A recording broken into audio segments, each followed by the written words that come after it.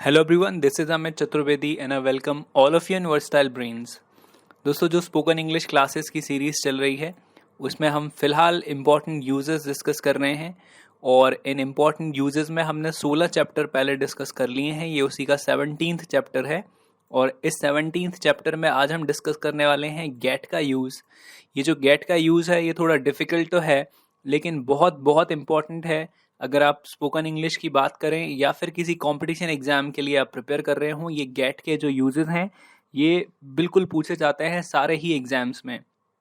अगर आप बैंक का एग्जाम दे रहे हैं, रेलवे का एग्जाम दे रहे हैं, एसएससी का एग्जाम दे रहे हैं, सीटेट नेट या फिर ऐसा कोई एग्जाम जिसमें इंग्लिश आती है तो गेट का यूज़ वहाँ पूछा ही जाता है।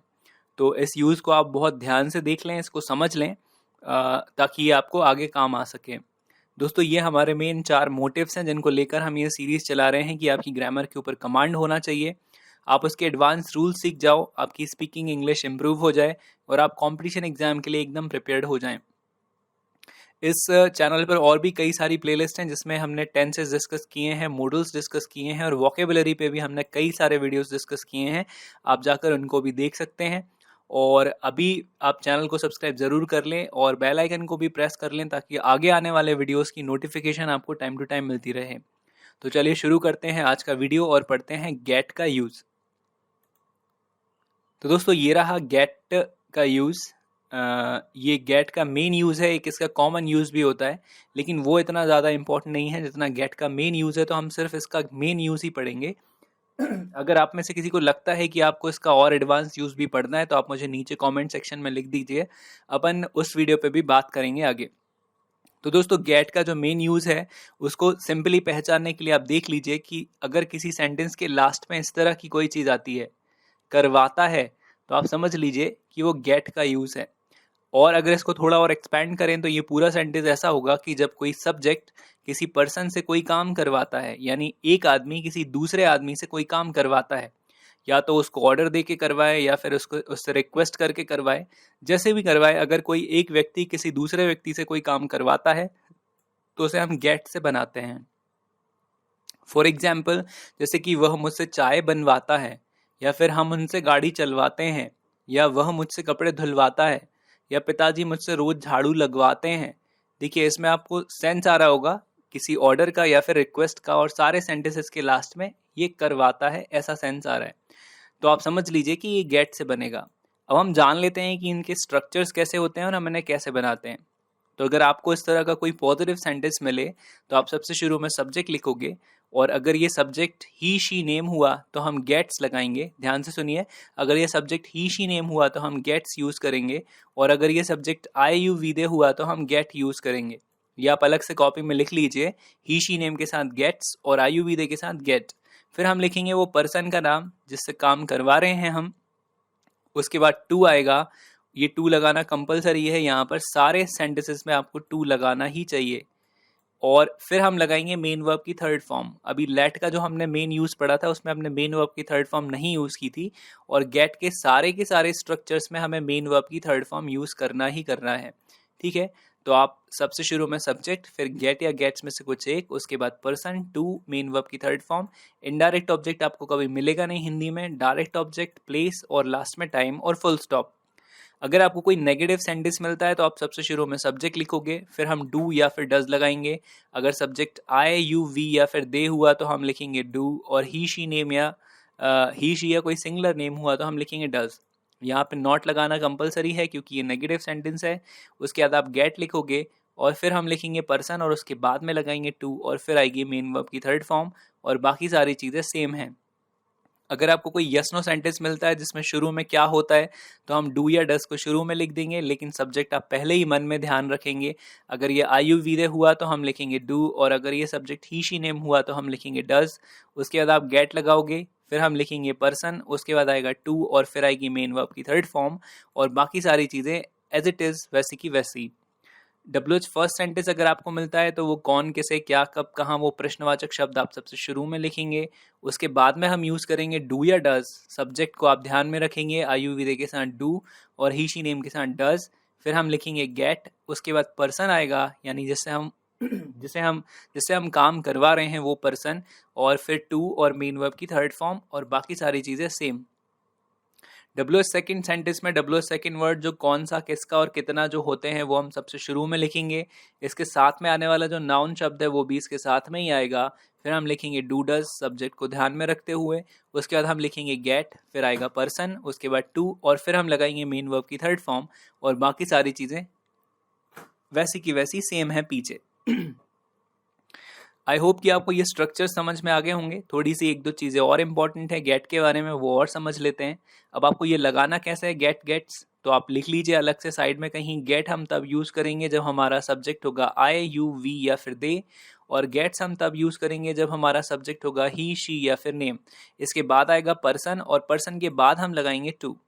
अब एक और चीज़ इसमें ध्यान रख सकते हैं हम कि गेट और गेट्स की जगह हम ऑर्डर और ऑर्डर्स लगा सकते हैं। यानी गेट की जगह आप ऑर्डर लिख सकते हो और गेट्स की जगह आप ऑर्डर्स लिख सकते हो।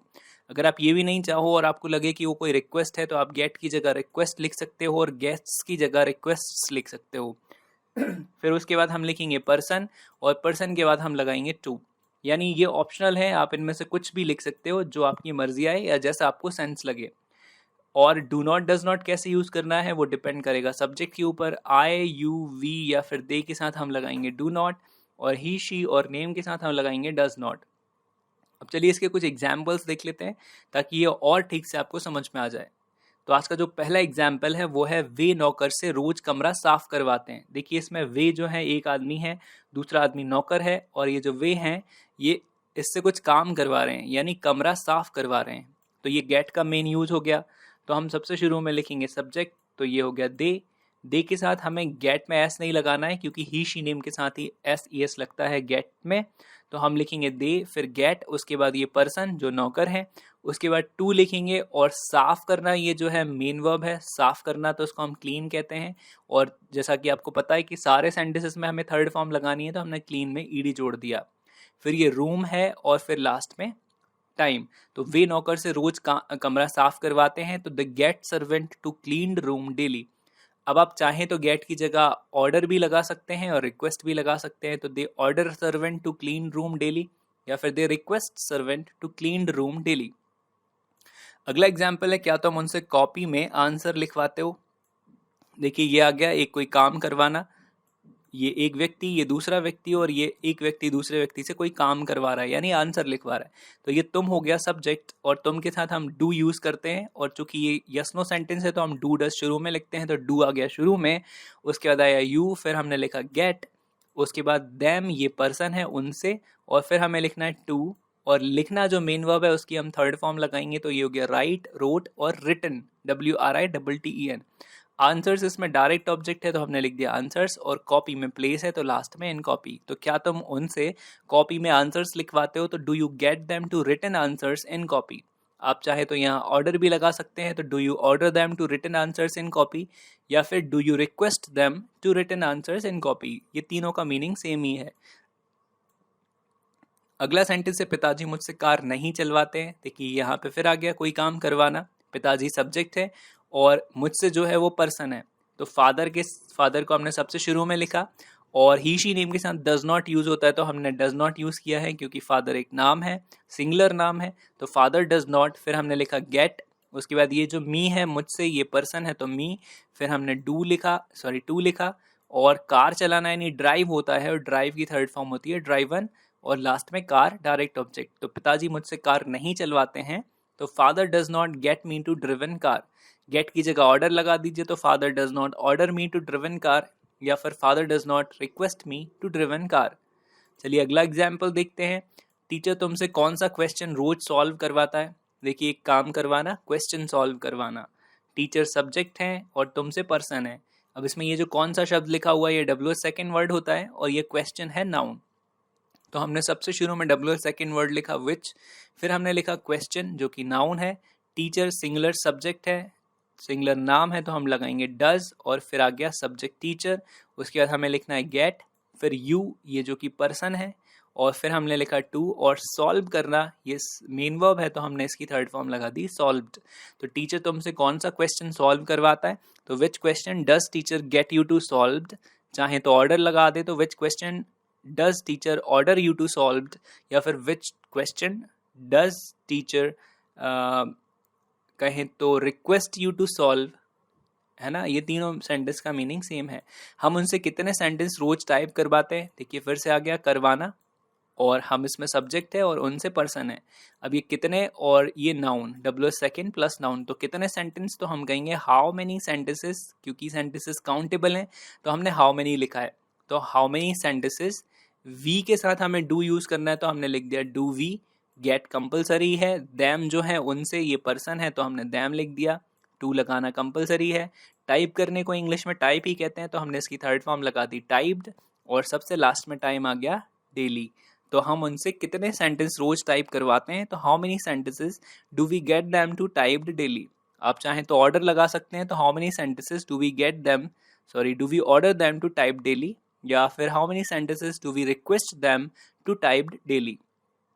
आज का लास्ट एग्जाम्पल है, मैं दुकान पर मैकेनिक से कार नहीं सुधरवाता हूँ।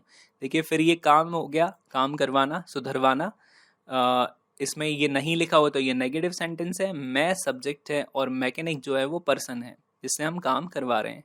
तो हमने मैं लिखा, यानी आई शुरू में, आई के साथ डू नॉट यूज होता है, आपको पता ही होगा।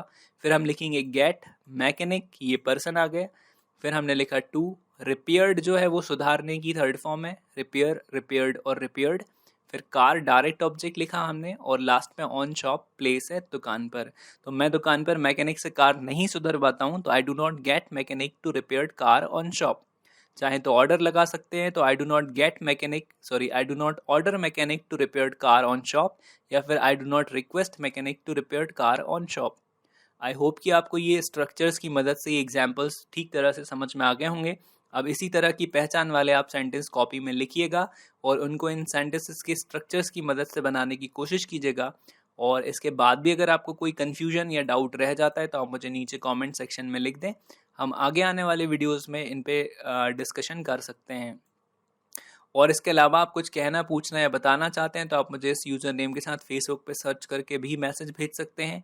चैनल को अभी तक सब्सक्राइब नहीं किया तो सब्सक्राइब ज़रूर कर लें, और बेल आइकन को भी प्रेस कर लें ताकि नोटिफिकेशन के साथ ही आपको वीडियो की डिटेल मिलती रहे। ये वीडियो आपको कैसा लगा आप मुझे नीचे कमेंट सेक्शन में लिख के ज़रूर बताइएगा।